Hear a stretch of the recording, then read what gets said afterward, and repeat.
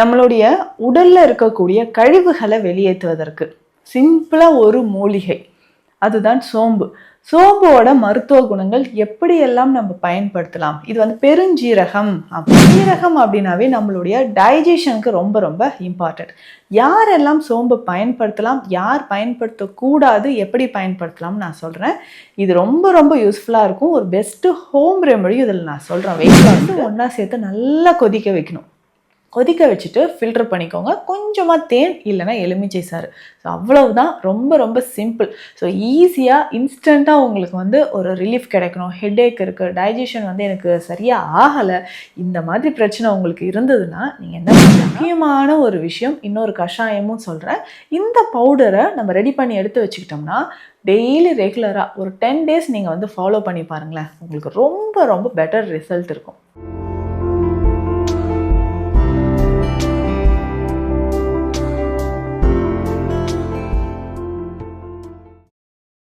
வரம் நேயர்களுக்கு வணக்கம். நான் டாக்டர் நித்யா, சித்தா ஃபிசிஷியன்.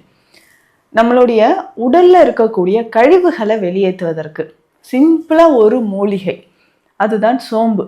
சோம்போட மருத்துவ குணங்கள் எப்படியெல்லாம் நம்ம பயன்படுத்தலாம்? இது பெருஞ்சீரகம் அப்படின்னு நம்ம சொல்றோம். சீரகம் அப்படின்னாவே நம்மளுடைய டைஜஷனுக்கு ரொம்ப ரொம்ப இம்பார்ட்டன்ட். யாரெல்லாம் சோம்பு பயன்படுத்தலாம், யார் பயன்படுத்தக்கூடாது, எப்படி பயன்படுத்தலாம்னு நான் சொல்கிறேன். இது ரொம்ப ரொம்ப யூஸ்ஃபுல்லாக இருக்கும். ஒரு பெஸ்ட்டு ஹோம் ரெமடியும் இதில் நான் சொல்கிறேன். வெயிட் லாஸ்க்கு சோம்பை பயன்படுத்தி எப்படிங்க வெயிட் லாஸ் பண்ணலாம் அப்படின்றதும் நான் சொல்கிறேன். உங்களில் நிறைய பேருக்கு இந்த பிரச்சனை இருக்கும் இல்லைங்களா? உணவு சாப்பிடுவீங்க, கொஞ்ச நேரத்தில் வயிறு உப்புசமாகுது, இன்டைஜஷன் ப்ராப்ளம் இருக்கும். அதே மாதிரி உணவு எடுத்த உடனே எனக்கு மோஷன் போகிற மாதிரி ஒரு பிரச்சனை இருக்குங்க. IBS அப்படின்னு சொல்கிற ஒரு பிரச்சனை, இரிட்டபிள் பவல் சிண்ட்ரோம் சொல்லுவோம். உணவு எடுப்பாங்க, உடனே மோஷன் போகிற மாதிரி ஒரு நிலைமை இருக்கும். ஸோ இந்த மாதிரி உங்களில் நிறைய பேருக்கு பிரச்சனை இருந்ததுன்னா ரொம்ப ரொம்ப சிம்பிளாக, வருஷக்கணக்கில் நான் இதனால் அவதிப்படுறேங்க அப்படின்னு சொன்னீங்கன்னா அதற்கு சிம்பிளாக சோம்பு எப்படி பயன்படுத்தலாம் அப்படின்னு சொல்கிறேன்.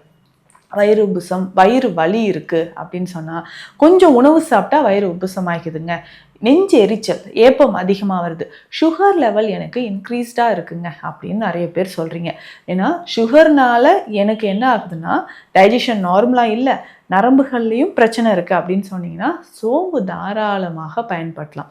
ஏன்னா இதில் ரிச் ஃபைபருங்க, அதிக அளவு ஃபைபர் இருக்குது, ஆன்டி ஆக்சிடென்ட்ஸ் அதிகமாக இருக்குது, விட்டமின் இ நிறைஞ்சிருக்கிறதுனால உங்களுடைய ஸ்கின்னுக்கு இது ரொம்ப ரொம்ப இம்பார்ட்டன்ட். ஸோ இந்த ஃபைபர் கண்டென்ட் நம்ம உடலுக்கு ரொம்ப ரொம்ப தேவைங்க. ஏதாவது நல்ல ஹெவியாக ஃபுட்டு சாப்பிட்டீங்கன்னு வச்சுக்கோங்களேன், அதை டைஜஷன் பண்ணுறதுக்கு சோம்பு உங்களுக்கு ரொம்ப ரொம்ப யூஸ்ஃபுல்லாக இருக்கும். ஸோ நம்ம எல்லாருக்குமே தெரியும் இல்லைங்களா, நல்ல ஹெவியாக ஃபுட்டு சாப்பிட்டா ஸ்வீட்டு கலந்து சோம்பு தான் நம்ம எடுத்து வாயில் போட்டுப்போம். ஸோ அந்த அளவு சோம்பை நீங்கள் பயன்படுத்தும் பொழுது டைஜஷன் உங்களுக்கு ரொம்ப ரொம்ப நார்மலாக இருக்கும். சரி, டைஜஷனுக்காக இந்த சோம்பை எப்படி பயன்படுத்தலாம் அப்படின்னு சொல்கிறேன். டைஜஷனுக்கு ஜஸ்ட் இந்த சோம்பை எடுத்து தண்ணீரில் போட்டு நல்லா கொதிக்க வச்சாலே போதும். அந்த டீ மாதிரியோ இல்லை கஷாயம் மாதிரியோ இதை நீங்கள் குடிச்சிட்டு வரலாம். ஸோ இது கூட நம்ம சீரகமும் சேர்த்துக்கலாம். ஒரு 1/2 ஸ்பூன் சோம்பு நீங்கள் எடுத்துக்கோங்க, அது கூட ஒரு 1/2 ஸ்பூன் சீரகம் எடுத்துக்கோங்க. ரெண்டும் ஒன்றா சேர்த்து நல்லா கொதிக்க வைக்கணும். கொதிக்க வச்சுட்டு ஃபில்டர் பண்ணிக்கோங்க. கொஞ்சமாக தேன் இல்லைனா எலுமிச்சை சாறு. ஸோ அவ்வளவுதான். ரொம்ப ரொம்ப சிம்பிள். ஸோ ஈஸியாக இன்ஸ்டண்ட்டாக உங்களுக்கு ஒரு ரிலீஃப் கிடைக்கணும். ஹெட்டேக் இருக்குது, டைஜஷன் எனக்கு சரியாக ஆகலை, இந்த மாதிரி பிரச்சனை உங்களுக்கு இருந்ததுன்னா நீங்கள் என்ன பண்ணலான்னா சோம்பும் சீரகம் ஒன்றா சேர்த்து நல்லா பாயில் பண்ணிவிட்டு கொஞ்சம் எலுமிச்சை சாறு, தேன் கலந்து குடிச்சிக்கிட்டே வாங்க. இல்லை ரெகுலராக இது ஒரு நாளைக்கு 100 to 200 ml வரைக்கும் குடிக்கலாம். ஸோ அந்த அளவுக்கு நம்ம எடுத்துக்கும் பொழுது உங்கள் உடலில் இருக்கக்கூடிய கொலஸ்ட்ரால் லெவல் குறைய ஆரம்பிக்கும். ஸோ அது பேட் கொலஸ்ட்ரால் அப்படின்னு சொல்கிறோம் பார்த்தீங்களா, அது குறையுங்க. ஸோ லிவரில் இருக்கக்கூடிய ஃபேட்டி லிவர் ப்ராப்ளமாக இருக்கட்டும், இல்லை பேட் கொலஸ்ட்ரால் உங்கள் உடலில் சேர்ந்து அந்த கெட்ட கொழுப்பு வெளியேறுவதற்கும் சோம்பு பயன்படுது. இன்னும் முக்கியமான ஒரு விஷயம், இன்னொரு கஷாயமும் சொல்கிறேன். இந்த பவுடரை நம்ம ரெடி பண்ணி எடுத்து வச்சுக்கிட்டோம்னா டெய்லி ரெகுலராக ஒரு 10 days நீங்கள் ஃபாலோ பண்ணி பாருங்களேன். உங்களுக்கு ரொம்ப ரொம்ப பெட்டர் ரிசல்ட் இருக்கும். சரிங்க, இது என்ன பயன்படுத்தலாம் அப்படின்னு பார்த்தோம்னா சுக்குங்க. சுக்கு எவ்வளோ எடுக்கணும்னா ஒரு 50 கிராம் சுக்கு எடுத்துக்கோங்க, 50 கிராம் சீரகம், 50 கிராம் மிளகு, 100 கிராம் சோம்பு. இந்த ரேஷியோ படி நம்ம வீட்டிலே இருக்கக்கூடிய மூலிகை தான், இது எல்லாமே லேசாக வறுத்து பவுடர் பண்ணி எடுத்து வச்சிடணும். ஸோ இதை நம்ம டெய்லி ஒரு 1/2 ஸ்பூன் எடுத்து போட்டு தண்ணீரில் குடிச்சிட்டே வாங்க. உடல் வலி, ஸோ அதுக்கப்புறம் ஸோ நரம்புகள் தொடர்பான பிரச்சனைகள். ஸோ இது எல்லாமே சரி செய்கிறதுக்கு உங்களுக்கு இந்த சோம்பு கஷாயம் பயன்படுது. ஸோ இதில் ரொம்ப சிம்பிள். சுக்கு இருக்குது, மிளகு, சீரகம் இருக்குது. எல்லாமே நம்மளுடைய டைஜஷனுக்கு ரொம்ப ரொம்ப இம்பார்ட்டண்ட். உடல் வலி, மிளகும் நம்ம சேர்த்துருக்கோம், சுக்கும் சேர்த்துருக்கோம். ஸோ இது என்னென்னா உடல் வலியை போக்கும். ஸோ மூட்டு வலிலாம் உங்களுக்கு இருந்துச்சுன்னா இந்த கஷாயத்தை தாராளமாக நீங்கள் குடிக்கலாம். இன்னொன்று, நமக்கு முக்கியமாக பால் சுரப்பை தூண்டக்கூடியது கேலக்டோகாக் அப்படின்னு சொல்லுவோம். ஸோ அந்த ஆக்ஷனும் நமக்கு சோம்புக்கு இருக்குங்க.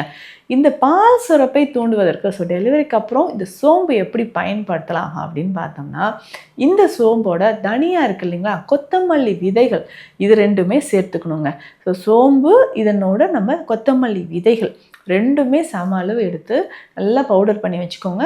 2 ஸ்பூன் இந்த பவுடரை போட்டு 4 கிளாஸ் தண்ணியை 2 கிளாஸ் வரணும் அந்த அளவுக்கு நல்லா கொதிக்க வச்சு ஃபில்டர் பண்ணி குடிச்சிக்கிட்டே வரும்பொழுது பால் சுரப்பை இது தோண்டக்கூடியது. ஸோ நிறைய பேருக்கு ஒரு 2 மந்த்ஸ் 3 மந்த்ஸில் என்ன ஆகும்னா, எனக்கு குழந்தைக்கு தேவையான அளவு பால் சுரப்பு இல்லைன்னு வருத்தப்பட்டீங்கன்னா இந்த கஷாயத்தை தாராளமாக குடிக்கலாம். ஸோ ஒரு நாளைக்கு 2 வேளை குடிக்கும்போது கான்ஸ்டிபேஷன், ஸோ நிறைய குழந்தைக்குமே பார்த்தோம்னா கான்ஸ்டிபேஷன் இருந்துச்சுன்னா அது சரியாகிறதுக்கு நீங்களும் இந்த சோம்பு தனியா குடிநீரை குடிச்சிக்கிட்டே வரும்பொழுது பால் சுரப்பு உங்களுக்கு அதிகமாக இருக்க ஆரம்பிக்கும்.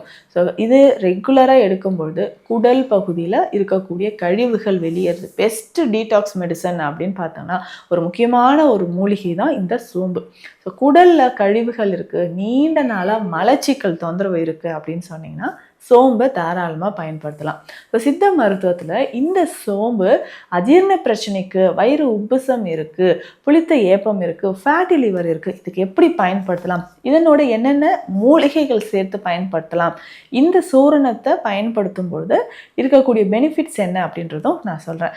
இதில் என்ன மூலிகைகள் சேருதுன்னா ரொம்ப சிம்பிளாக நம்ம வீட்டில் பயன்படுத்தக்கூடிய மூலிகைகள் தாங்க இதில் சேருது.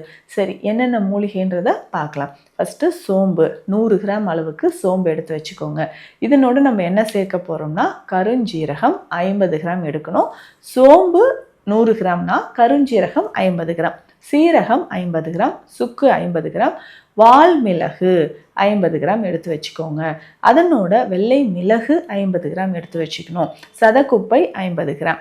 இந்த மூலிகைகள் எல்லாமே ஒன்று சேர்த்து நம்ம பவுடரை அரைச்சி எடுத்து வச்சுக்கிட்டோம்னா ரெகுலராக இதை நம்ம சாப்பிட்டுக்கிட்டே வரும்பொழுது நீண்ட நாளாக இருக்கக்கூடிய அல்சர், வயிறு சம்மந்தப்பட்ட உபாதை, மலச்சிக்கல் நமக்கு குறையும். இன்னொரு முக்கியமான விஷயம் சொல்லட்டுமா, சோம்பு கீரைங்க, மறக்காமல் இந்த சோம்பு கீரையை நீங்கள் பயன்படுத்தணும். ஸோ சோம்பு கீரையை கூட்டாகவோ இல்லை நம்ம டெய்லி உணவில் நம்ம நிறைய பேர் இதில் நிறைய ரெசிபிஸ்லாம் செய்கிறீங்க. வடை செஞ்சு சாப்பிடுவாங்க நிறைய பேர். அதுக்கப்புறம் பருப்பு சேர்த்து கூட்டு மாதிரி சாப்பிடலாம், சூப் மாதிரி சாப்பிடலாம். சோம்பு கீரை அவ்வளவு நல்லதுங்க. நிறைய கீரை நீங்கள் சாப்பிட்றீங்க, சோம்பு கீரையும் சேர்த்து சாப்பிட்டு பாருங்களேன். இதய தசைகளுக்கு நல்லது, மூட்டு வலியும் உங்களுக்கு குறைய ஆரம்பிக்கும். ஸோ யாரெல்லாம் சோம்பு கீரையை எப்படி பயன்படுத்துகிறீங்க அப்படின்னு கமெண்ட்டில் சொல்லுங்கள். இந்த பதிவு உங்களுக்கு யூஸ்ஃபுல்லாக இருக்கும்னு நினைக்கிறேன். சித்த மருத்துவம் தொடர்பான மருத்துவ ஆலோசனைகளுக்கு ஸ்க்ரீனில் இருக்கிற நம்பருக்கு கான்டாக்ட் பண்ணுங்கள். நன்றி.